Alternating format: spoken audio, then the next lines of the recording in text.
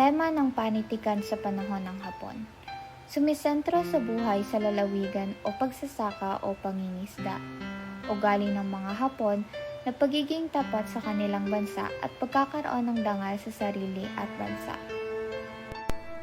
Liwayway A. Arceo.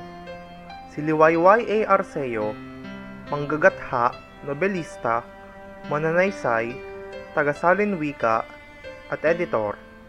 Ayon sa isang kritikong gumawa ng pag-aaral noong 1979, sa kanyang mga katha ng dekada 40, ay feminista na bago pa nauso ang katagang iyon. Sa mga aklat ni Liwayway A. Arceo na nasa ikatatlong limbag na, namumukod ang sosyo-ekonomikong nobela, ang Canal de la Reina, na isinalin sa Japanese at dinaluhan ng author ang paglulunsad sa Tokyo. Samantala, patuloy na muling inilalathala ang kanyang premyadyong maikling katha, ang klasiko ng Uhaw ang Tigang na Lupa, na itinuturing na panuklukang bato ng makabagong maikling kwentong Tagalog.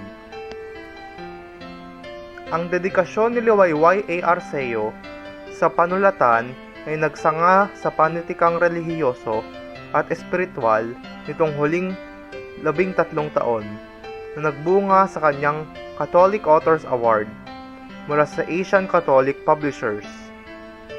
Kabilang pa rin sa kanyang mga gawad ang Life Achievement Award sa panitikan mula sa Komisyon ng Wika, ang gawad ng CCP sa literatura at ang doktorado sa Humane Letters, honoris causa mula sa Universidad ng Pilipinas, Diliman.